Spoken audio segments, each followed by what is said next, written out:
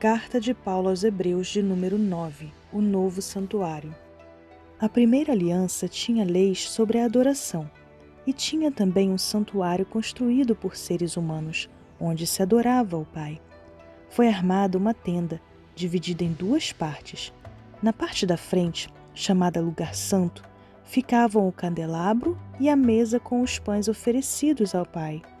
Atrás da segunda cortina, ficava a parte que era chamada de Lugar Santíssimo. Ali estava colocado o altar de ouro, onde era queimado o incenso, e também estava colocada a Arca da Aliança, toda coberta de ouro. Dentro da arca estavam a vasilha de ouro com o maná, o bastão de Arão, do qual tinham saído brotos, e as duas placas da pedra com os mandamentos escritos nela. Em cima da arca, representando a presença divina, estavam os querubins, com as suas asas abertas sobre o lugar onde os pecados eram perdoados. Mas agora não é o momento de explicar os detalhes destas coisas. Depois de tudo isso ter sido preparado, os sacerdotes entram todos os dias na parte da frente da tenda, que é o lugar santo, para cumprir os seus deveres religiosos. Mas somente o grande sacerdote entra na parte de trás, que é o lugar santíssimo, e isso apenas uma vez por ano. Ele oferece ao Criador o sangue de animais em favor de si mesmo e também pelos pecados que o povo cometeu sem saber que estava pecando. Por meio disso tudo, o Espírito Santo nos ensina, de modo bem claro, que a entrada para o lugar santíssimo ainda não foi aberta enquanto a parte da frente, que é o lugar santo, continuar sendo usada. Isso é um símbolo para hoje.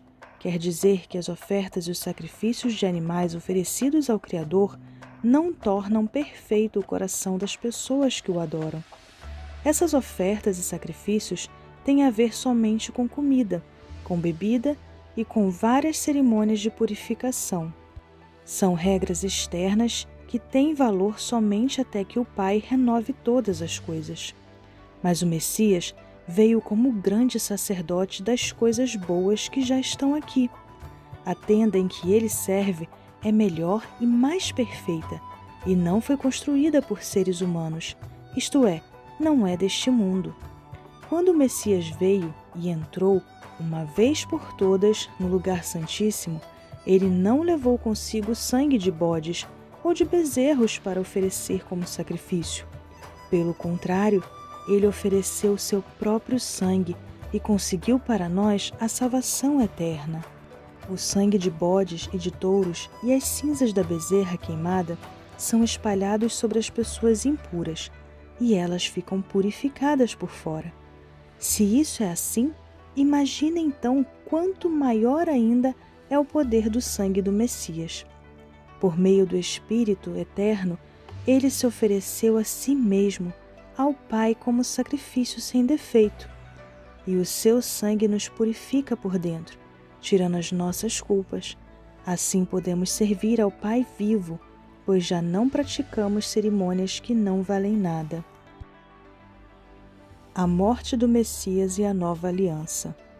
Portanto, é o Messias quem consegue fazer uma nova aliança, para que os que foram chamados pelo Pai possam receber as bênçãos eternas que o próprio Pai prometeu.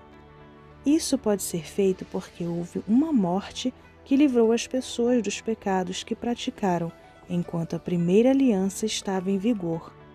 Onde há um testamento, é necessário provar que a pessoa que o fez já morreu, pois o testamento não vale nada enquanto estiver vivo quem o fez. Só depois da morte dessa pessoa é que o testamento tem valor. É por isso que a primeira aliança entrou em vigor somente com o uso do sangue de animais. Em primeiro lugar, Moisés anunciou ao povo todos os mandamentos conforme estavam na lei. Depois pegou o sangue dos bezerros e dos bodes, misturou com água e borrifou o livro da lei e todo o povo, usando lã tingida de vermelho e hisopo. Então disse: Este é o sangue que sela a aliança que o Pai mandou vocês obedecerem.